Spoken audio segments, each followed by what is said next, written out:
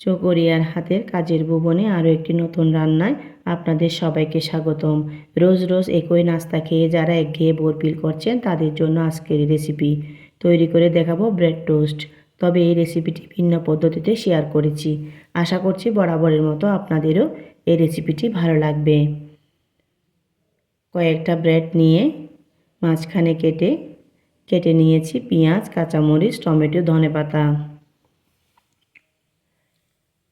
একটা বাটিতে 2টি ডিম ফেটে দিয়ে দিচ্ছি পেঁয়াজ, কাঁচামরিচ, টমেটো, ধনেপাতা কুচি, পরিমাণ মতো লবণ, সাথে আরও দিয়ে দিচ্ছি 1 টেবিল চামচ কর্নফ্লাওয়ার, 1 টেবিল চামচ চিনি দিয়ে সব কিছুর সাথে হাত দিয়ে মেখে নিচ্ছি।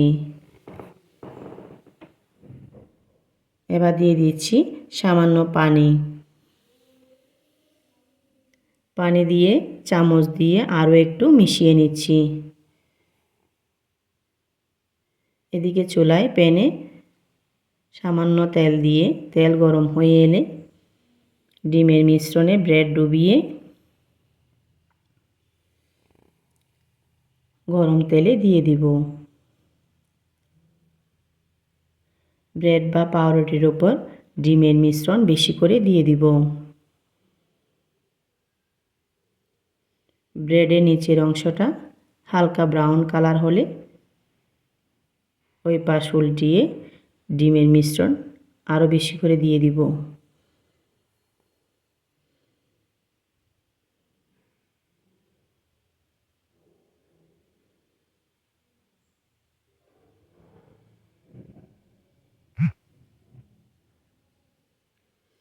দুই পাশ ভালো করে ডিমের মিশ্রণ দিয়ে হালকা হালকা ভেজে প্লেটে একে একে সব নিয়ে নিব।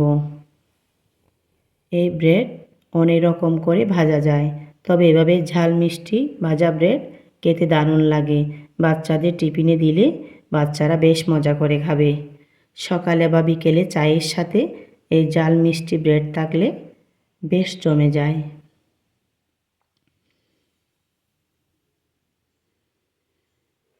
আপনাদের ভালো লাগলে লাইক কমেন্ট দিতে ভুলবেন না।